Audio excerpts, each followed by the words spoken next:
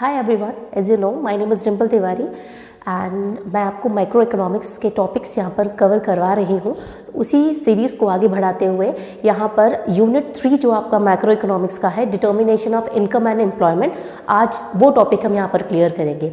इसमें बहुत सारे सब टॉपिक्स हैं, क्योंकि मैं आज बिगिनिंग कर रही हूँ तो इसके जो भी सब पार्ट्स होंगे मैं लेकर आऊँगी, लेकिन आपको सारे पार्ट्स बहुत ध्यान से देखने होंगे, क्योंकि आप जब फर्स्ट को देखेंगे तभी आपको नेक्स्ट समझ में आएगा। ऐसा नहीं है कि आपने जंप कर जाइए आप डायरेक्ट थर्ड पर, तो आप क्या बोलते हैं, क्योंकि बिगिनिंग है, मैं एकदम इनिशियल लेवल से आपको ये स्टार्ट कर रही हूँ। तो जिसको बिल्कुल भी ये चैप्टर नहीं आता उसको भी डेफिनेटली समझ में आएगा। तो बस आपको करना ये है कि जो भी मैं चीज़ें आपको बता रही हूँ ध्यान से करना है। नोट्स आप बनाना चाहते हो तो साथ में बनाइए, अदरवाइज एक बार पूरा वीडियो आप ध्यान से देख लो और नोट्स इसके बाद में आप बनाना, ठीक है। लेकिन डायग्राम जो है उनको बहुत ध्यान से देखना, क्योंकि सारा कॉन्सेप्ट यहाँ पर डायग्राम का है। डायग्राम की क्लियरिटी अगर आपको हो जाएगी और जो इक्वेशंस है उसकी हो जाएगी तो पूरा कॉन्सेप्ट आप फॉर्मेशन आप कर लोगे। सेंटेंसेस बनाना है तो वो डिफिकल्ट नहीं है। यहाँ पर इंग्लिश नहीं सीख रहे हैं, हम इकोनॉमिक्स सीख रहे हैं फर्स्टली। सो स्टार्ट करते हैं। What is aggregate demand determination. हम यहाँ पर इनकम और एम्प्लॉयमेंट की बात करेंगे कि किस पॉइंट पर इनकम और एम्प्लॉयमेंट जो है आपका वो डिटरमाइन करते हैं हम। तो उसके लिए हमको पता होना चाहिए कि एग्रीगेट डिमांड क्या होता है। यहाँ पर हम एग्रीगेट डिमांड, एग्रीगेट सप्लाई ये चीज़ पढ़ेंगे। इसके आगे x एंटे demand, x post demand क्या होता है वो भी हम देखेंगे, लेकिन उससे पहले हम देख लेते हैं कि एग्रीगेट डिमांड होता क्या है। फर्स्टली जो एग्रीगेट है उसका मतलब टोटल से है, ठीक है। मैं एग्रीगेट लिखूँ या टोटल लिखूँ एक ही बात है, ठीक है। Total demand it refers to the value of final goods and services. आपने नेशनल इनकम में पढ़ा था, क्योंकि हम जब इनकम की बात कर रहे होते हैं तो हम उस फाइनल गुड्स और सर्विसेज को हम लेते हैं, इंटरमीडिएटरी को हम काउंट नहीं करते हैं।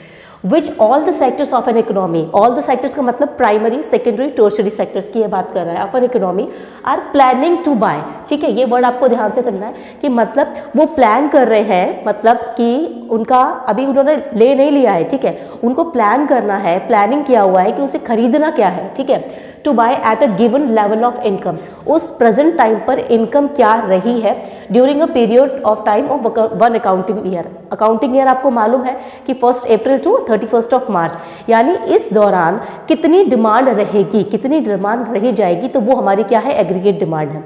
अच्छा, एग्रीगेट डिमांड और मार्केट डिमांड में भी डिफरेंस होता है। आपने माइक्रो में पढ़ा है मार्केट डिमांड और यहाँ आप एग्रीगेट डिमांड पढ़ रहे हैं, ये दोनों चीज़ें अलग हैं। पहले मैं आपको बता दूँ, यहाँ पर आप देखिए all the sectors of an economy को लिया गया है। Primary, secondary, tertiary. प्राइमरी में भी बहुत सारी चीज़ें आती हैं, आपकी फिशिंग आता है, फार्मिंग आता है, लाइफ स्टॉक आता है, तो ये सारी चीज़ें प्राइमरी सेक्टर का पार्ट है। तो इन सब के प्रोडक्शन को उसी तरीके से इंडस्ट्रियल सेक्टर में होते हैं, मैन्युफैक्चरिंग होता है, कंस्ट्रक्शन होता है, इलेक्ट्रिसिटी होती है, एटसेट्रा। ये सारे जो प्रोडक्शन होते हैं टर्शरी सेक्टर में, ट्रांसपोर्ट, कम्युनिकेशन और आपका ट्रेड, ये सारी चीज़ों को हम जब ऐड कर लेते हैं तो हमको क्या मिल जाता है। और ये सारी चीज़ें कौन, डिफरेंट इंडिविजुअल जो उसका प्रोडक्शन कर रहे होते हैं, डिफरेंट गुड्स का, इन सबको जब हम इकट्ठा करते हैं फाइनल गुड्स और सर्विसेज को, तो उसको हम क्या कहते हैं, एग्रीगेट डिमांड। बट टोटल यहाँ पर जो मार्केट डिमांड है वो क्या है। मार्केट डिमांड ये है कि मान लीजिए अगर मेरे पास में ये एक मार्कर है, जब हमारा प्रोडक्ट कोई एक है, कमोडिटी एक है हमारे पास में एक्स, ठीक है, लेकिन जो बायर्स है, ठीक है, वो बहुत सारे हैं, A B C and D, buyers बहुत सारे हैं, यानी किसी एक के लिए ही, एक प्रोडक्ट के लिए डिफरेंट इंडिविजुअल की क्या डिमांड है, दैट इज मार्केट डिमांड। और एग्रीगेट डिमांड क्या है कि मार्कर का प्रोडक्शन हो रहा है, पेंसिल का हो रहा है, पेन का हो रहा है, डिफरेंट टाइप के पेन है, और भी आपके जो भी आप क्लोथ्स पहनते हो, शूज़ हैं, इन सारी जो भी चीज़ों का हो रहा है मार्केट में, कितनी सारी प्रोडक्शंस हैं, ईटेबल आइटम्स है, वियरिंग आइटम्स है, आपके क्या बोलते हैं, सर्विसेज है, इन सब का प्रोडक्शन जितने भी लोग कर रहे होते हैं उसको हम टोटल डिमांड कहते हैं, जैसे यहाँ पर एग्रीगेट डिमांड का नाम दिया गया है, ठीक है। अब यहाँ पर आगे क्या है कि आपने जब एक्सपेंडिचर मेथड आप नेशनल इनकम में निकाल रहे थे तब आपने देखा था कि इसके कंपोनेंट्स क्या है। अगर आपने नेशनल इनकम पढ़ा है तो ये चीज़ आपको पता होगी, C+I+G+NX। C for consumption, private consumption, ठीक है, I for investment, G for government expenditure and NX stands for net export. उसी तरीके से एग्रीगेट डिमांड के भी बिल्कुल सेम यही कंपोनेंट्स होते हैं, लेकिन यहाँ पर जब हमने ये पढ़ा हुआ है तो फिर हमें ये पढ़ने की क्या ज़रूरत है, क्योंकि जब हम जीडीपी फाइंड कर रहे थे उस टाइम पर हम जो भी चीज़ देख रहे थे वो मार्केट, वो क्या बोलते हैं, हमारी इकोनॉमी में हैपेंड सिचुएशन थी। हैपेंड सिचुएशन का हैपेंड सिचुएशन से मेरा मतलब है जो चीज़ एक्चुअली में प्रोड्यूस की जा चुकी है, मतलब ये की जा चुकी है, मैंने क्या बोला, यहाँ पर मैं यूज़ कर रही हूँ प्रेजेंट परफेक्ट टेंस को, मतलब वो काम किया जा चुका है, ठीक है। और जो हम एग्रीगेट डिमांड की बात कर रहे हो, यहाँ पर ये सारी चीज़ कैसी है, प्लान्ड है। अभी आप सिर्फ इतना समझिए ये सिचुएशन कैसी है, एक्चुअल है, और ये वाली कैसी है, प्लान्ड है, ठीक है। उससे पहले हम कंपोनेंट्स देख लेते हैं कि एग्रीगेट डिमांड के कंपोनेंट्स क्या है, उसके बाद में मैं आपको एक्चुअल और प्लान्ड का फुल एक्सप्लेनेशन दूंगी। आप थोड़ी देर के लिए यहाँ पर आ जाए। कंपोनेंट्स क्या होते हैं एग्रीगेट डिमांड के, प्राइवेट कंजप्शन एक्सपेंडिचर, यानी कि जो हाउस होल्ड है, जैसे कि हम लोग मार्केट से कोई सामान लेकर आए, घर पर कंज्यूम किया और उसे वो अल्टीमेटली उसके बाद क्या हो जाएगा, क्या बोलते हैं, हमारे पास आके वो खत्म हो जाएगा। खाने का कोई सामान हो, पहनने का कोई सामान हो, ठीक है, ये सारी चीज़ें क्या हो जाएंगी, प्राइवेट आपकी फाइनल कंजप्शन में आ जाएंगी, प्राइवेट कंजप्शन एक्सपेंडिचर, ठीक है। ये दो टाइप के होते हैं कंजप्शन, एक तो ऑटोनोमस होता है, एक इंड्यूस्ड होता है। ऑटोनोमस से मतलब क्या है कि ऑटोनोमस का मतलब ही होता है क्या, फ्री, ठीक है, जो किसी पर डिपेंड ना करता हो। ऑटोनोमस का मतलब क्या हुआ, फ्री, जो किसी पर भी डिपेंड ना करता हो। इंड्यूस का मतलब हो गया जो किसी से प्रभावित हो, ठीक है। इंड्यूस का मतलब क्या हो गया, किसी से प्रभावित होना। तो ऑटोनोमस कंजप्शन क्या है, जो कंजप्शन बिना इनकम के बिना किया जाता है वो ऑटोनोमस कंजप्शन है। यानी इनकम जीरो हो उस टाइम पर भी हम जब कंज्यूम कर रहे हो तो उसे बोलते हैं ऑटोनोमस कंजप्शन, ठीक है, जिसे हम रिप्रेजेंट करते हैं सी बार से, ठीक। आगे एक्सप्लेनेशन है इसका, अभी शॉर्टली आप देख रहे हो इसलिए मैं बता रही हूँ। इंड्यूस्ड इन्वेस्टमेंट क्या होता है कि जैसे जैसे इनकम इंक्रीज होती जाती है उसी तरीके से हमारा कंजप्शन लेवल भी इंक्रीज होता जाता है, तो इसको हम क्या बोल रहे हैं, इंड्यूस्ड। अब ये इंड्यूस्ड का मतलब क्या हुआ, ये क्यों हमारी इनकम कंजप्शन बढ़ रहा है, इनकम बढ़ाती, जैसे हमारी इनकम इंक्रीज हो रही है हम अपनी इनकम को देखते ही देखते अपनी कंजप्शन को भी बढ़ाते जा रहे हैं। तो यानी इसका क्या है, इफेक्ट पड़ रहा है ना, इनकम का इफेक्ट पड़ रहा है कंजप्शन पर, इनकम इंक्रीज हो रही है तो कंजप्शन इंक्रीज हो रही है, यानी ये किसी पर डिपेंड है, इसीलिए इसको क्या बोला जाता है, इंड्यूस्ड कंजप्शन। इसे अगर हम डायग्राम में देखें तो इसे हम यहां से शुरू करेंगे, ये वाला पार्ट जो हमारा है ये ऑटोनोमस वाला है, यानी जो जीरो से शुरू नहीं हुआ है, ओरिजिन से आपका शुरू नहीं होगा। ये क्यों नहीं होगा शुरू, क्योंकि हम जिस टाइम पर हमारी इनकम जीरो होती है उस टाइम पर भी हम कुछ कंज्यूम कर रहे हैं, इसलिए इसको हम थोड़ा सा ऊपर रखते हैं वर्टिकल एक्सिस पर, ठीक है। मैं दोबारा बोल रही हूँ, इसका एक्सप्लेनेशन अभी हम आगे करने वाले हैं। और जैसे जैसे अब क्या हमारी ये अपवर्ड स्लोपिंग दिखाई दे रहा है आपको, इसका मतलब ये हुआ जैसे जैसे इनकम बढ़ रही है हमारा कंजप्शन भी इंक्रीज होता जा रहा है। और ये वो वाला पार्ट है जो आपका जीरो बोलिए, ओ बोलिए, ओरिजिन बोलिए, कुछ भी बोलिए, सी बार तक जा रहे हैं, मतलब ये वो पोर्शन है जिस टाइम पर हमारी इनकम जीरो है, मतलब ये आपको कौन सा लेवल है, ये जीरो है, मतलब यहाँ पर मैं इनकम को शो कर रही हूँ, ठीक है, और इधर कंजप्शन को शो कर रही हूँ, तो इनकम क्या है, जीरो, उस टाइम पर भी देखिए आप कंजप्शन कुछ किया जा रहा है, उसको हम बोलते हैं autonomous consumption. Okay, moving on, investment expenditure.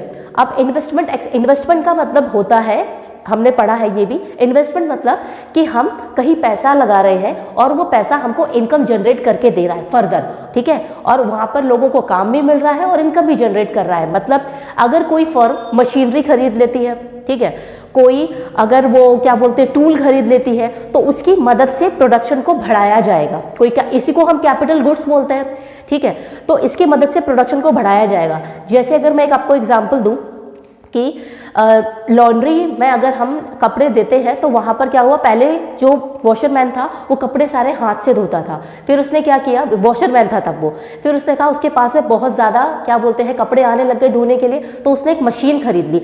तो वो मशीन कैसी हुई, वो मशीन उसका इन्वेस्टमेंट हुआ, उसको इन्वेस्टमेंट एक्सपेंडिचर बोलेंगे। और वो उसने क्यों किया, वो उसने इसलिए किया क्योंकि अगर एक दिन में वो, मैं अगर यूनिट्स बताऊँ वहाँ पर कि वो 100 यूनिट्स को वॉश कर पा रहा है खुद से, मैनुअल अपना काम करके हाथ से धोता है वो, तो अगर वो मशीन को यूज करेगा तो हो सकता है वो 500 यूनिट्स को क्या कर ले, क्या आर्टिकल हम नाम देते हैं, 500 आर्टिकल्स को वॉश कर ले, ठीक है।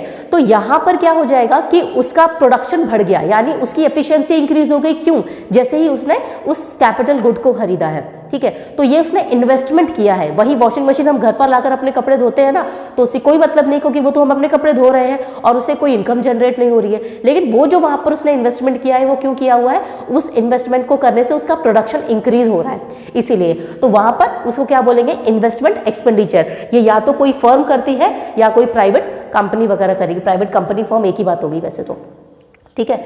इसमें भी आपका वही होता है, एक इंड्यूस्ड होता है और दूसरा आपका ऑटोनोमस होता है। अभी मैंने आपको बताया ऑटोनोमस मतलब फ्री, यानी इन्वेस्टमेंट किया जाए आपका, लेकिन उस टाइम पर इनकम का उस पर कोई इफेक्ट ना हो, इनकम जीरो हो या फिर आपकी क्या बोलते हैं इनफाइनाइट तक हो, वो कांस्टेंट रहेगा आपका। तो इसको हम क्या बनाते हैं, एक्स एक्सिस के पैरेलल बना रहे हैं, ठीक है। यानी इनकम अगर जीरो है, अगर यहाँ पर 20 करोड़ का इन्वेस्टमेंट किया जा रहा है, कब, जब इनकम जीरो है, और यहाँ पर आगे बढ़ते बढ़ते मान लीजिए अगर इनकम यहाँ उसकी 500 करोड़ हो जाती है, उस टाइम पर भी कितना हो रहा है, यहाँ पर 20 करोड़ का इन्वेस्टमेंट किया जा रहा है। क्लियर हो गया होगा।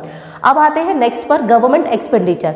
गवर्नमेंट एक्सपेंडिचर करती है, क्यों करती है, उसका दो पर्पस होते हैं। गवर्नमेंट या तो एक्सपेंडिचर करती है कि वो पब्लिक को वेलफेयर दे।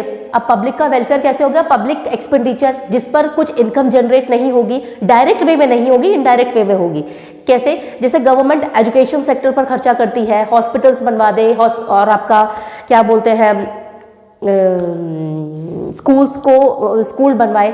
तो ये क्यों बनवाए, उसने पब्लिक की फैसिलिटी की ये सारी चीज़ें बनवाई हुई हैं। हाँ, ये फर्दर आपका एक इनडायरेक्ट वे में तो इनकम जनरेट करके देता है, बट हमको उसका कुछ डायरेक्ट इफेक्ट नहीं दिख रहा है, तो इसलिए हम इसको बोलते हैं पब्लिक एक्सपेंडिचर, जो मैंने ये लिखा हुआ है यहाँ पर। दूसरा आता है आपको कैपिटल एक्सपेंडिचर, कैपिटल या इन्वेस्टमेंट। अभी बात करी हमने कैपिटल और इन्वेस्टमेंट की, तो रोड, हाईवे, ब्रिजेस, अगर इन पर इन्वेस्टमेंट कर रही है गवर्नमेंट, तो इसको हम क्या बोलते हैं, कैपिटल इन्वेस्टमेंट। ऐसा क्यों, कैपिटल एक्सपेंडिचर क्यों, जब रोड बनने के लिए दी है, तो वहाँ पर जब रोड गवर्नमेंट बनवा रही है, उस टाइम पर क्या होगा कि वहाँ पर उसे कुछ लेबर की ज़रूरत पड़ेगी, उसे मशीन्स की ज़रूरत पड़ेगी, उसे वहाँ पर सिविल इंजीनियर्स की ज़रूरत पड़ेगी। तो कितने सारे लोगों को वहाँ एम्प्लॉयमेंट मिल गया। इसीलिए अभी हमने बात करा है कि इन्वेस्टमेंट जब हम करते हैं तो फर्दर इनकम जनरेट हो रही होती है, तो ये वही वाला पोर्शन है आपका कैपिटल इन्वेस्टमेंट, जो कौन कर रही है, गवर्नमेंट कर रही है, इसलिए इसको कैपिटल इन्वेस्टमेंट कहा जाता है। और पब्लिक एक्सपेंडिचर में फर्दर इनकम जनरेट नहीं हो रही होती है डायरेक्ट वे में,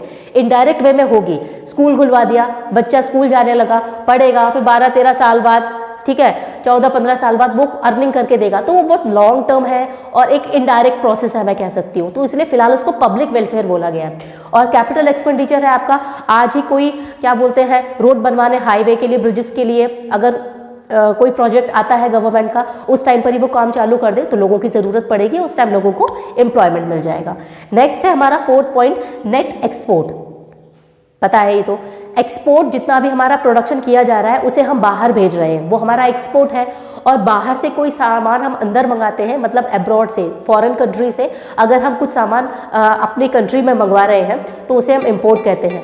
और एक्सपोर्ट माइनस इंपोर्ट जब हम करते हैं तो हमारा क्या आ जाता है, नेट एक्सपोर्ट। इसके बाद देखिए एक्सपोज्ड डिमांड और एक्स एंटी डिमांड क्या होता है।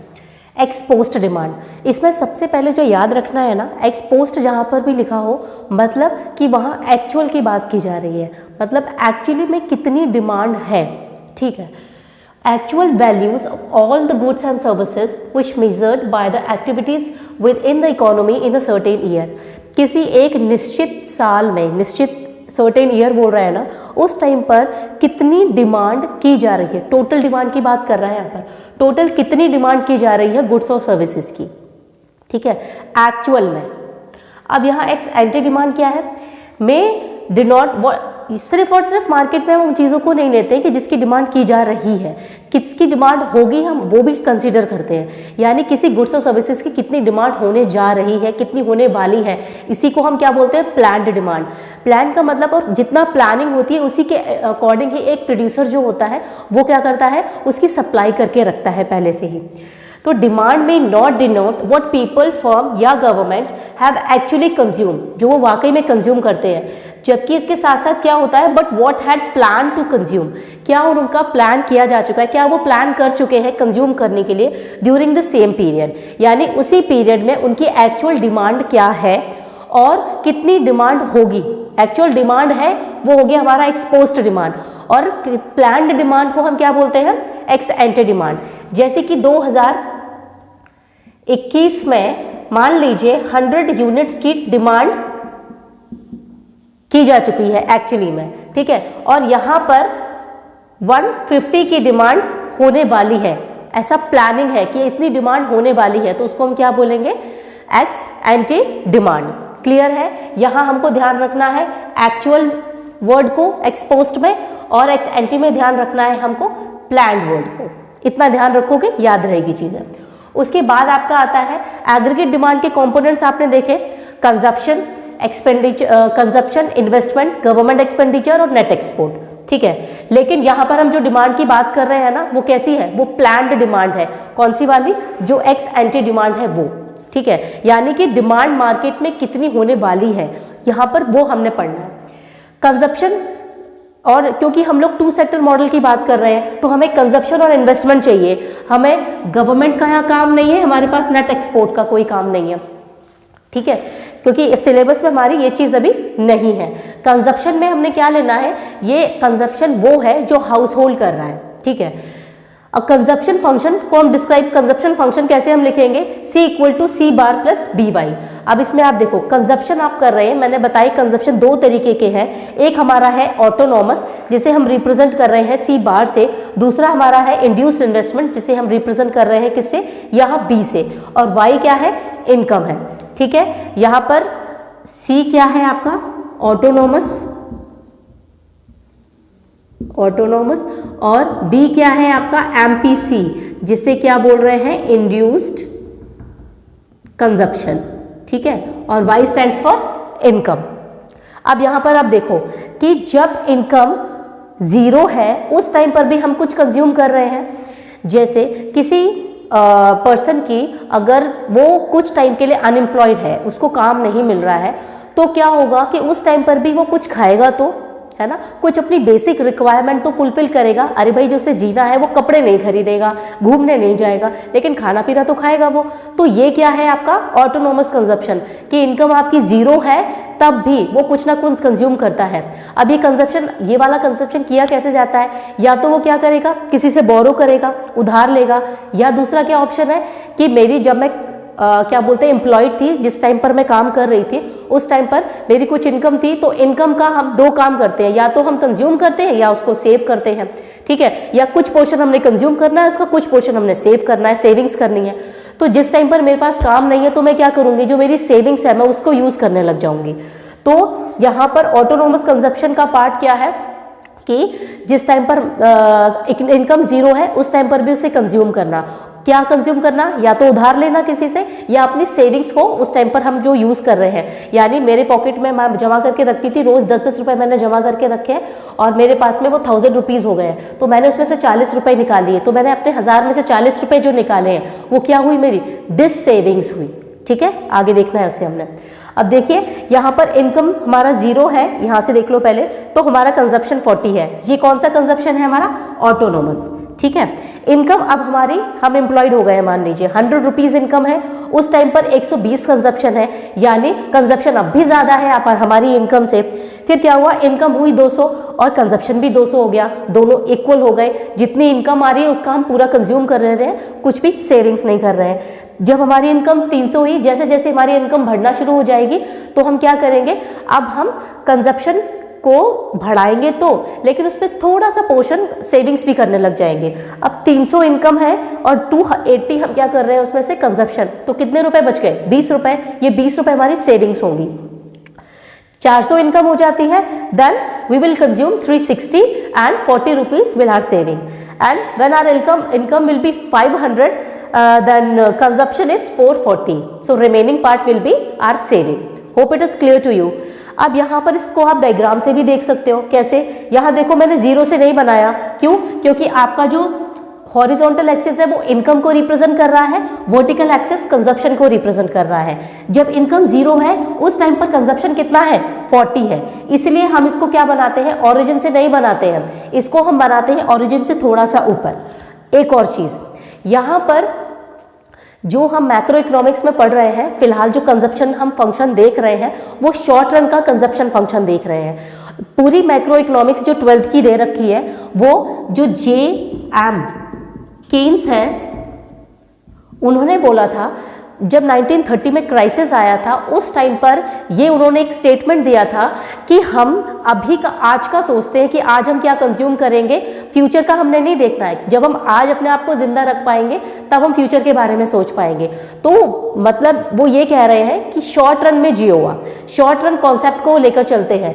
तो यहाँ पर जो हम बात कर रहे हैं ना सी बार प्लस बी की, यानी ऑटोनोमस कंजप्शन जो है हमारा एग्जिस्ट करता है सिर्फ शॉर्ट रन में, लॉन्ग रन में एग्जिस्ट नहीं करेगा। ये जो आपको सी बार वाला पार्ट दिख रहा है, ऑटोनोमस वाला पार्ट, ये सिर्फ और सिर्फ आपका कब होगा, शॉर्ट रन में। मैं फिर से बोल रही हूँ, ये जो हमारा हम जो बात कर रहे हैं इस कंजप्शन फंक्शन की, ये पूरा हमारा शॉर्ट रन कॉन्सेप्ट है जो जॉन मेनार्ड कीन्स ने दिया था। ठीक है, वो ये बोलते हैं, जैसे आप खुद ये चीज़ सोचो कि अगर शॉर्ट टाइम में आपके पास में काम नहीं है, अगर आप अनएम्प्लॉयड है, तो उस टाइम तक तो आप अपनी डिस सेविंग्स को यूज़ कर लेंगे या फिर अपनी बोरोइंग्स किसी से बोरो कर लेंगे। लेकिन क्या आपको लॉन्ग टर्म तक आपके पास काम नहीं है, 10 साल तक कोई आपको उधार देता रहेगा क्या? नहीं देगा। तो उस टाइम पर बोरोइंग्स आपको कोई करेगा ही नहीं। दूसरी चीज़, हमने सेविंग्स कर रखी है, एक टाइम पर वो भी खत्म हो जाएंगी। तो उस ये क्या है, शॉर्ट रन में आपको 1-2 महीने मैक्सिमाइज करके 1 साल 2 साल हमारी कितनी सेविंग्स हो सकती है, एक टाइम पर वो खत्म हो जाएंगी। तो इसीलिए उन्होंने ये बोला है कि शॉर्ट रन में ये एग्जिस्ट करता है ऑटोनोमस वाला पार्ट, लॉन्ग रन में ऑटोनोमस कंजप्शन एग्जिस्ट नहीं करता है। अगर लॉन्ग रन का कंजप्शन फंक्शन बनना होगा तो वो C = BY बनेगा। यहाँ पर जो ऑटोनोमस C बार दिया हुआ है ना, ये वहां से हट जाएगा, ऑमिट हो जाएगा। नेक्स्ट, एग्रीगेट डिमांड हमने देख चुका है। अब देखते हैं एग्रीगेट सप्लाई। पहले एग्रीगेट डिमांड आप देखिए C+I, ठीक है, यानी कि इसके 2 कंपोनेंट्स हमने देखे, G और NX हमारे पास काम नहीं है, गवर्नमेंट एक्सपेंडिचर, नेट एक्सपोर्ट, क्योंकि 2 सेक्टर मॉडल हम पढ़ रहे हैं। एग्रीगेट एक्सपेंडिचर एग्रीगेट डिमांड के इक्वल होता है, ये बात आप ध्यान रखना। क्यों? जब आप डिमांड जितनी चीज़ की आप कर रहे हो उतनी चीज़ के लिए आप क्या करोगे, मनी स्पेंड करोगे। तो एक्सपेंडिचर जो होता है हमारा, वो हमारी डिमांड के इक्वल होता है, इसलिए एग्रीगेट डिमांड = एग्रीगेट एक्सपेंडिचर होगा। क्लियर? उसके बाद हम देखते हैं एग्रीगेट सप्लाई क्या है। देखिए, इनकम जो है हमारी या तो कंज्यूम करी जा रही है या फिर उसको क्या बोलते हैं, हम क्या कर रहे हैं, उसका सेविंग्स उसकी कर रहे हैं, हमने देख लिया है। अब हम एग्रीगेट डिमांड हमने देख ली है, दोनों ही कंडीशन में एक्स एंटी डिमांड क्या होता है, एक्स पोस्ट डिमांड क्या होता है। अब हमने क्या देखना है, एग्रीगेट सप्लाई क्या होता है। एग्रीगेट का मतलब जानते हो, टोटल होता है। एग्रीगेट सप्लाई क्या है, refers to money value of final goods and services that all the producers, यानी कि जितने भी गुड्स और सर्विसेज हैं उसकी वैल्यू, उसकी मनी वैल्यू कितनी है। मतलब एक प्रोड्यूसर जो है उसकी इच्छा है कि जितनी मार्केट में वो बेचा जा रहा है, मतलब उस रुपए में वो बेचने को तैयार है, ठीक है, are willing to supply in a given period of time. एक पीरियड ऑफ टाइम पर एक प्रोड्यूसर मार्केट में उन चीज़ों को बेचने के लिए तैयार है, और ये सारी गुड्स और सर्विसेज की बात यहाँ पर कर रहे हैं, इसलिए इसको हम एग्रीगेट सप्लाई बोल रहे हैं। ठीक है, एग्रीगेट सप्लाई को नेशनल इनकम भी बोला जाता है, ध्यान रखना। Whatever you are producing that will become your income. जो भी हम मार्केट में प्रोड्यूस करते हैं, इनकम वो बनती है। ऐसा नहीं है कि कोई भी आपकी मार्केट, कोई भी इकोनॉमी हो, वो जितने भी नोट को छाप दे, ऐसा नहीं होता है। हमारी गुड्स और सर्विसेज का जो प्रोडक्शन किया जाता है उसके अकॉर्डिंग हमारी नेशनल इनकम डिटरमाइन होती है। तो नेशनल इनकम बोलूं या एग्रीगेट सप्लाई बोलूं, एक ही बात है। इनकम को यहां पर हम रिप्रेजेंट कर रहे हैं Y से, ठीक है, Y अल्फाबेट से। तो मैं नेशनल इनकम हमारी क्या होती है, या तो कंज्यूम या तो सेविंग। उसी तरीके से हमारा जो नेशनल इनकम है उसको मैं Y लिख दूं तो Y भी क्या होगा, हमारी इनकम है जिसे मैं कंज्यूम कर रही हूँ या फिर मैं सेविंग्स उसकी कर रही हूँ। अब यहाँ पर आपको नेशनल इनकम में अगर चीज़ ध्यान हो, मैंने आपको बताया था फर्स्ट जो हमारा वैल्यू एडिशन मेथड होता है वो क्या होता है, उसमें एक प्रोड्यूसर प्रोडक्शन कर रहा होता है, तो जो प्रोडक्शन कर रहा है वही इनकम होती है। और हमने इनकम मेथड में क्या देखा था कि जो भी फैक्टर्स हैं उनको उनकी रेम्यूनरेशन मिलने के बाद में जो भी मिलता है वो उसकी इनकम हो जाती है। और एक्सपेंडिचर मेथड में हमने क्या देखा था कि अब वो क्या कर रहा है, उस पर खर्चा कर रहा है। तो वैल्यू एडिशन मेथड क्या है, वही है, एग्रीगेट सप्लाई है। फर्स्ट जनरेशन फेस अगर आप याद करेंगे तो आपको याद आ जाएगा, जनरेशन फेस में क्या हुआ था, जनरेट की गई थी, प्रोडक्शन किया गया था, और जो आप प्रोडक्शन कर रहे हैं वही हमारी इनकम है, और उसी को हम क्या बोलते हैं, एग्रीगेट सप्लाई भी बोलते हैं, नेशनल इनकम भी बोलते हैं। तो Y = C+S, either we are consuming or we are savings. So here is the schedule. Our income is 0. Initially our income is 0. We are not doing anything. जब हमारी income 0 है तो at that time we are consuming something, है ना, and that consumption is our autonomous consumption. ठीक है, ये हमारा क्या है, ऑटोनॉमस कंजप्शन है। इनकम जीरो है, फिर भी कुछ खाएंगे पिएंगे, जीने के लिए कुछ तो खाना पड़ेगा। तो यहाँ पर सेविंग्स उस टाइम पर कितनी हो जाएंगी, माइनस। अब सेविंग्स माइनस क्यों हो जाएंगी, अभी आपने बात करी है कि या तो बोरोइंग्स करेगा या अपनी सेविंग्स को क्या करेगा, वो यूज करना शुरू कर देगा। तो सेविंग्स को यूज करना शुरू करा, उसी को हम डिस सेविंग्स बोल रहे हैं। यानी जो ऑटोनोमस पार्ट है 40 वो प्लस में होगा, यानी कि वो हमारे वर्टिकल एक्सिस के इधर से शुरू होगा। लेकिन यही अगर हमारा सेविंग्स है तो वो हमारी नेगेटिव एक्सिस पर शुरू होगी। आगे डायग्राम अभी बनाते हैं हम। फिर देखिए यहाँ पर जैसे ही इनकम क्या हुई हमारी इंक्रीज हो गई, 100 रुपए इनकम हो गई, उस टाइम पर कंजप्शन कितना है, 120। अभी भी हमारा क्या है, कंजप्शन ज्यादा है, इनकम कम है। तो उस टाइम पर भी हम क्या कर रहे हैं कि जो इनकम आ रही है वो तो कंज्यूम कर ही रहे हैं, साथ ही साथ में अपनी सेविंग्स को भी यूज कर रहे हैं, जिसे डिस सेविंग्स बोल रहे हैं। तो फर्स्ट पॉइंट पर हमारी सेविंग डिस सेविंग्स कितनी है, -40। और क्या बोलते हैं सेकंड पर कितनी है, जब इनकम हमारी 100 है उस टाइम पर भी डिस सेविंग्स है, एग्जिस्ट कर रही है, कितनी, -20।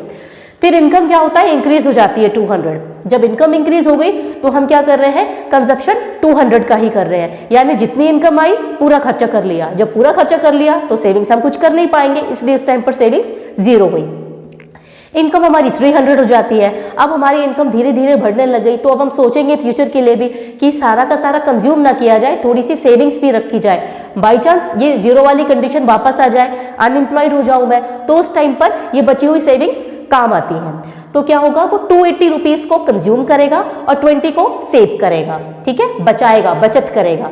अगेन जब उसकी इनकम 400 हो जाएगी उस टाइम पर 360 रुपीज वो कंज्यूम करेगा और 40 रुपीज की सेविंग्स करेगा।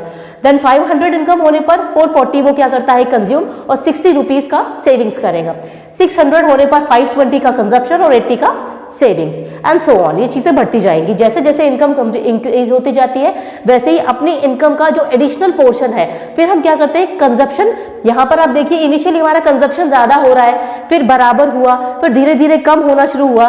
तो जैसे जैसे इनकम हमारी इंक्रीज होती जा रही है तो हमारा कंजप्शन जो है वो कंपेरेटिवली वो क्या हो रहा है, कम हो रहा है। अब उसका जो पोर्शन है, आप सेविंग्स को इंक्रीज करना शुरू कर रहे हैं, ठीक है। ये 45 डिग्री की लाइन जो मैंने बनाई है वो ये बताती है कि हमारी एग्रीगेट सप्लाई मार्केट में कितनी है, ठीक है। एग्रीगेट सप्लाई मतलब जो हमारी नेशनल इनकम है, मार्केट में कितनी नेशनल इनकम है। नेशनल इनकम एग्रीगेट सप्लाई जिसे हम y से रिप्रेजेंट कर रहे हैं, तो हम y = C+S लिखें, AS + CS लिखें, एक ही बात है, इसमें कोई भी अंतर नहीं है, ठीक है। इसी को टेबल को यहाँ पर सेविंग कर और कंजप्शन कर के साथ में बनाया है, देखिए कैसे। अब यहाँ पर ये कौन सा पोर्शन है, जो ऑटोनोमस कंजप्शन है। जब इनकम जीरो है उस टाइम पर हम जो कंज्यूम कर रहे हैं वो ऑटोनोमस कंजप्शन है, जिसे हम जीरो से वर्टिकल एक्सिस पर दिखाते हैं। मतलब जो वाई एक्सिस है हमारी वर्टिकल एक्सिस होती है, वहां दिखा रहे हैं। कब, जब हमारी इनकम जीरो है। अच्छा, जिस टाइम पर हमारी कंजप्शन ऑटोनोमस है उस टाइम पर हमारा सेविंग्स कैसी है, माइनस में है, ठीक है, जिसे हम डिस सेविंग्स बोल रहे हैं। इस पोर्शन को मैं यहाँ पर डिस सेविंग्स भी बोल सकती हूँ, इसे ऑटोनोमस पार्ट भी बोल सकती हूँ। और ये मेरा डिस सेविंग का पोर्शन है। डिस सेविंग्स मतलब जो सेविंग्स करी थी अब वो सेविंग नहीं रही तो वो डिस सेविंग्स हो जाती हैं, ठीक है। अब देखिए इनकम 100 होने पर हमारा कंजप्शन कितना है, 180। अब आप देखिए कंजप्शन कर्व हमारा ऊपर है और हमारा एग्रीगेट सप्लाई कर्व कैसा है, नीचे है। तो यहाँ क्या मतलब है, यहाँ पर देखिए आप कंजप्शन ज्यादा है, इनकम कम है। कंजप्शन कर्व ऊपर है, इसका मतलब ही यही हुआ कंजप्शन ज्यादा है, इनकम कम है, ठीक है। उसके बाद देखिए 200 इनकम 200 कंजप्शन। जब इनकम हमारी 200 है उस टाइम पर कंजप्शन भी हमारा कितना है, 200 है। जब दोनों है तो यहाँ पर देखिए आपकी सेविंग्स कितनी है, जीरो है उस टाइम पर सेविंग। क्यों, अब एक चीज आप देखो कि अगर आप इस चीज को ऐसे देखोगे तो ये सेविंग का एक्स एक्सिस है जिस पर यहाँ पर ये जीरो आएगा, ठीक है। अगर आप यहाँ देखेंगे नेगेटिव में लिया हुआ, लेकिन ये इसका बेस होगा तो ये जीरो उस टाइम पर सेविंग्स हो जाएंगी, ठीक है। तो ये वाला पॉइंट को ही हम क्या कहते हैं, BEP, यानी कि break even point. Break even point कब होगा, जब हमारा कंजप्शन इक्वल टू इनकम होगा तभी भी होगा, और जब हमारी सेविंग इक्वल जीरो होगी, ठीक है, सेविंग जीरो होगी वो भी ब्रेक इवन होगा। मतलब यहाँ पर सेविंग जीरो है, ये भी ब्रेक इवन पॉइंट है। यहाँ पर कंजप्शन इक्वल टू इनकम है, ये भी हमारी क्या है, ब्रेक इवन पॉइंट है हमारा। क्लियर। तो ये वाला पोर्शन ऑटोनोमस वाला है। अब देखिए कि जैसे जैसे हमारी इनकम इंक्रीज होती जा रही है वैसे वैसे कंजप्शन भी बढ़ता चला जा रहा है। इसीलिए कैसा होता है, अपवर्ड स्लोपिंग होता है कि इनकम जब हमारी 100 हुई तो कंजप्शन 120 हुआ, थोड़ा सा ऊपर गया है, लेकिन हमारा कंजप्शन ज्यादा है इसलिए कंजप्शन कर्व ऊपर है। थर्ड पर देखिए इनकम और कंजप्शन एक साथ है तो ये इंटरसेक्ट कर गया ई पॉइंट पर। उसके बाद इनकम हमारी हो रही है 300 लेकिन कंजप्शन 280 हो गया। तो अब क्या करेगा, यहाँ पर हमारा जो सप्लाई कर्व है, एग्रीगेट सप्लाई कर्व, ये ऊपर जा रहा है और क्योंकि कंजप्शन अब इनकम से कम है इसलिए इसके नीचे आ गया। ठीक है, और उस टाइम पर हमारी सेविंग्स कितनी हो जाएंगी, 20 रुपीज। कब, अभी तक नेगेटिव में थी इसलिए ये पोर्शन भी नेगेटिव में दिया था। जैसे ही जीरो के बाद में हमारी कंजप्शन 280 होती है तो बचा हुआ हम सेव करते हैं, तो ये भी क्या हो रहा है, ऊपर की तरफ जा रहा है। तो इनकम जैसे जैसे इंक्रीज होती है हमारा कंजप्शन भी इंक्रीज होता जाता है और हमारी सेविंग्स भी इंक्रीज होती जाती है। ठीक है, तो इनिशियली हम अपने इनकम का पूरा पोर्शन पहले क्या करते हैं, हमारी इनकम कुछ भी नहीं है उस टाइम पर हम कुछ कंज्यूम कर रहे हैं, इनकम थोड़ी सी इंक्रीज हुई तो हम अपनी इनकम भी यूज कर रहे हैं, साथ साथ में डिस सेविंग्स भी यूज कर रहे हैं। उसके बाद में जैसे इनकम इंक्रीज हुई हमारी इनकम जितनी आ रही है उतना हम पूरा खर्चा कर दे रहे हैं। फिर इनकम और ज्यादा इंक्रीज होती है जैसे कि आपका 300 वाला जो दिया हुआ है इनकम, फिर हम कंजप्शन भी कर रहे हैं साथ साथ सेविंग्स भी कर रहे हैं। फिर 400 होने पर भी इनकम भी आपकी हो रही, इनकम जो हो रही है कंजप्शन भी हो रहा है, सेविंग्स भी हो रही है। तो आप देखिए इनकम भी इंक्रीज हो रही है, कंजप्शन भी इंक्रीज हो रहा है, सेविंग्स भी इंक्रीज हो रही है। इसीलिए क्या होता है कि आपका कंजप्शन कर्व और आपका इनकम कर्व, आपका सप्लाई कर्व, तीनों ही कैसे हैं, अपवर्ड स्लोपिंग होते हैं। ठीक है, और ये हमारा ब्रेक इवन पॉइंट है, जहां कंजप्शन इक्वल टू इनकम होगा वो भी ब्रेक इवन है और जहां पर सेविंग इक्वल टू 0 होगी वो भी क्या है, हमारा ब्रेक इवन पॉइंट है। ठीक है, अब देखिए जो हमारी इनकम है, नेशनल इनकम, वाई से रिप्रेजेंट कर रहे हैं हम, एएस भी लिख सकते हैं, वाई भी लिख सकते हैं। तो हम अपनी इनकम को क्या करते हैं, या तो कंज्यूम या तो सेव, दो काम करते हैं। अब कंजप्शन फंक्शन क्या है, मैंने ये पूरा डायग्राम को आपको बता दिया है। अब कंजप्शन फंक्शन क्या है, आपका ऑटोनोमस कंजप्शन प्लस वो कंजप्शन जो इनकम बढ़ने पर बढ़ता है जिसे इंड्यूस कंजप्शन बोला जाता है। ठीक है, इस बी को एमपीसी भी बोलते हैं, मार्जिनल प्रोपेंसिटी टू कंज्यूम। ठीक है, यानी कि मार्जिनल का मतलब हुआ 0 से 100 पर आने पर आपका कंजप्शन 40 से 120 हो गया, यानी यहां पर एडिशनल कितना है 100 और यहां पर एडिशनल कितना हो जा रहा है 80। ठीक, तो यानी मार्जिनल का मतलब ही होता है कि जब एडिशनल हर एक यूनिट पर इंक्रीज होने पर कितना क्या बोलते हैं आपका कंजप्शन बढ़ रहा है, वो आपका क्या है, एमपीसी। तो उसी को हम इंड्यूस्ड कंजप्शन भी बोलते हैं। तो हमारे को अगर हमको सेविंग्स फाइंड आउट करना है तो इनकम में से हम कंजप्शन माइनस कर देंगे, हमारी सेविंग्स आ जाएंगी, अभी किया था। ठीक है, तो सेविंग फंक्शन क्या हो गया, ऑटोनोमस प्लस बी वाई यानी एमपीसी वाई। तो सेविंग्स क्या हो जाएगा, ये सी हमारा क्या होता है, प्लस में होता है, कंजप्शन हमेशा प्लस में होता है, लेकिन वही आपका क्या है, डिस सेविंग्स है जो माइनस में, आपको माइनस सी बार से दिखाना होगा जब आप सेविंग फंक्शन बता रहे होंगे। प्लस ये आपका बी वाई है और इनकम का वो पोर्शन अगर आप माइनस कर देंगे, मार्जिनल प्रोपेंसिटी टू कंज्यूम को अगर माइनस कर देंगे तो क्या आ जाएगा हमारा, मार्जिनल प्रोपेंसिटी टू सेव। ठीक है, तो ये 1 माइनस बी क्या हुआ आपका, MPS, marginal propensity to save हो जाएगा। वो क्या होता है, जब इनकम इंक्रीज हो रही है उसके अकॉर्डिंग ये भी इंक्रीज होगा। तो ये आपका क्या है, कंजप्शन फंक्शन, और ये नीचे आपका क्या है, माइनस सी बार प्लस 1 माइनस बी वाई, ये आपका है सेविंग फंक्शन। इतना क्लियर हो गया है आपको।